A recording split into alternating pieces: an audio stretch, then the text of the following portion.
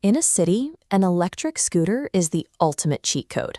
You skip subway delays, bypass gridlock, and commute without burning gas. But navigating a sprawling urban environment isn't as simple as hopping on a board with wheels. The distances are vast, and the terrain is unpredictable. When you start shopping, the market is a chaotic mess. That is when you filter your search to find the absolute maximum top speed and the longest range your budget allows. The problem is, buying a scooter based entirely on paper specs usually results in a 65-pound block of metal arriving at your door.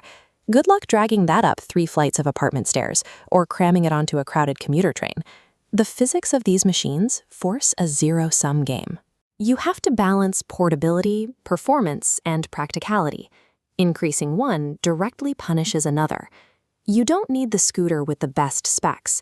You need the machine whose physical constraints actually match the daily realities of your specific route.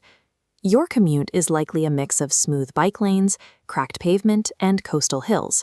That varied topography tests the absolute limits of a scooter's electrical system. Manufacturers test their advertised ranges in a controlled vacuum: flat ground, warm weather, eco mode, and a lightweight rider. This chart shows how advertised range translates to the real world. A 25-mile maximum plummets 50% when factoring in body weight, headwind, and hills. Locked in sport mode for aggressive acceleration, battery drain is exponentially higher. 25 miles quickly becomes 12. You also have to factor in the motor. Budget scooters technically run on motors under 300 watts, which is perfectly fine for flat ground. But put a heavier rider on a moderate incline, and that motor will stall out. Spec sheets will often try to sell you on peak power, which is just a short burst of energy. For a daily commute, you need to check the nominal power rating. That's the motor's actual capacity for sustained endurance. Large batteries for long range and big motors for hill climbing are heavy. Securing genuine power means permanently giving up lightweight portability. Next to the battery, tires define your daily experience. Solid or honeycomb tires sound highly appealing because they promise zero flats and zero maintenance. But solid rubber doesn't absorb impact. Every crack, bump, and piece of gravel on the road transfers directly into the frame, making for an incredibly harsh ride. This relentless pounding takes a severe mechanical toll on the machine itself. Over time, those constant vibrations can literally shake internal electronics and solder joints apart. Plus, hard rubber has dangerously poor grip on wet surfaces. 10-inch tubeless pneumatic or air-filled tires are the standard for a reason. They act as natural suspension, offering superior comfort and keeping the scooter planted on the road. The catch is active maintenance.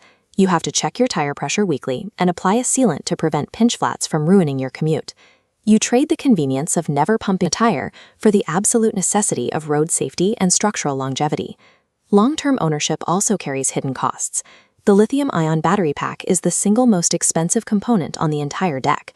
Riders frequently charge their scooters to 100% every night, run them down to near zero, and repeat. That deep discharge cycle actively accelerates cell degradation. This graph of battery capacity over time shows the impact of daily habits. Keeping your charge between 20 and 80% dramatically slows degradation and extends lifespan. Pushing to 100% daily guarantees a $500 replacement cost within 2 years. Then there is the weather trap.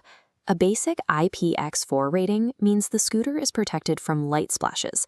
It does not mean it can survive a heavy rainstorm. Water seeping into battery compartment will short out the entire system. And because most manufacturers explicitly exclude water damage from their warranties, a flooded deck is entirely your financial burden. Ignoring routine battery chemistry and environmental ratings turns what seemed like a budget-friendly purchase into a heavy, disposable mistake. To bypass the spec trap entirely, we use the commuter's matrix. This filters the market by your physical environment, not the manufacturer's marketing sheet. This decision tree starts with the last-mile commuter. Carrying your scooter on trains or upstairs sets a hard limit of 40 pounds. Keeping weight down means sacrifices. You cap top speed at 20 miles per hour, reduce range, and forfeit advanced suspension. Next is the daily long hauler, using the scooter as a car replacement. This branch requires 10-inch air tires, a high-capacity battery, and a $2,000 budget. The unavoidable trade-off is weight.